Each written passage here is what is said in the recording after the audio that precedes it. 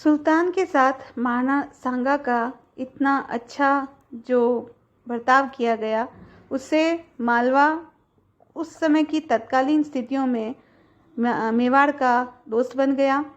सांगा द्वारा सुल्तान के पुत्र को अपने पास रखा गया और अधीनता स्वरूप चिन्ह प्राप्त करते हुए तत्कालीन परिस्थितियों में सुल्तान के साथ बहुत ही उदारतापूर्ण व्यवहार उनके द्वारा किया गया।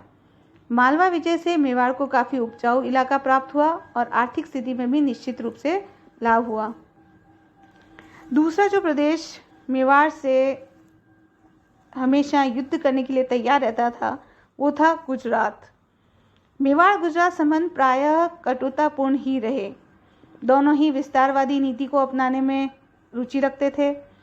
नागौर राजस्थान के राजपूत राज्यों के मध्य एक छोटा सा मुस्लिम राज्य था जिसे कुंभा ने विजय कर लिया था और यहाँ के मुस्लिम शासक वार्षिक कर दे रहे थे, किंतु गुजरात का सुल्तान इसे पूर्णतः स्वतंत्र करना चाहता था। गुजरात के सुल्तान ने महमूद की सहायता कर मैदिनी राय को मालवा से बाहर निकाला था। ऐसी स्थिति में मेवाड़ के लिए आवश्यक था कि वह अपने शत्रु के मित्र को भी यथोचित दंड दे। ईडर का मामला भी इन दोनों के संघर्ष का प्रमुख कारण बन गया था। ईडर का बहुत ही सामरिक महत्व था क्योंकि वह गुजरात और मेवाड़ की सीमा पर स्थित था। गुजरात का सुल्तान उसके ऊपर अधिकार स्थापित करना था ताकि मेवाड़ पर आराम से आक्रमण कर सके। ईडर के राव भाण के दो पुत्र सूर्यमल व भीम थे। भाण की मृत्यु के बाद सूर्यमल गद्दी पर बैठा और कोई 18 महीने बाद उसकी भी मृत्यु हो गई।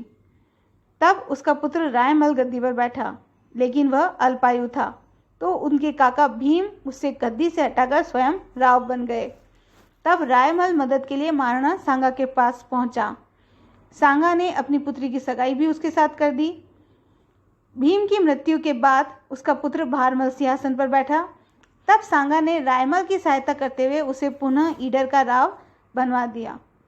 जब गुजरात के सुल्तान को ये मालूम हुआ तो वो बहुत नाराज हो गया और भारमल भी गुजरात के सुल्तान मुजफ्फर के पास सहायतार्थ पहुंच गया था। तब सुल्तान ने अहमदनगर के जागीरदार निजाम मुल्क को भारमल की सहायता कर ईडर की गद्दी दिलाने का आदेश दिया। निजाम मुल्क ने ईडर को घेर लिया। रायमल उसका सामना नहीं कर सका और पहाड़ों में चला गया। तब निजाम मुल्क ने भारमल को ईडर की गिट्टी पर बिठा दिया। रायमल ने बाद में पहाड़ों से निकलकर ईडर पर आक्रमण कर दिया, जिससे जहीरू मुल्क और उसके 27 आदमी शहीद हो गए। तब गुजरात के सुल्तान ने स्वयं ईडर पर आक्रमण करके उसे लूट लिया। गुजरात के सुल्तान की कार्यवाहियों को देखकर 1591 में महाराणा सांगा ने चित्तौड़ से प्रयाण कर एक ही दिन में ईडर को विजय कर लिया। उधर मुस्लिमों को जब सांगा के ससैन्य आने की सूचना मिली तो उन्होंने ईडर को छोड़कर अहमदनगर में शरण ले ली।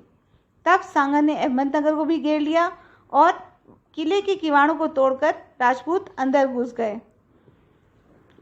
आगे बढ़ते हुए बड़नगर, बीसलनगर और गुजरात के अन्य इलाकों को भी लूटता हुआ महाराणा पुनः चित्तौड़ आ गया। सुल्तान मुजफ्फर भी शांत नहीं बैठा और वो जल्द ही इस पराजय की बदला लेना चाहते थे।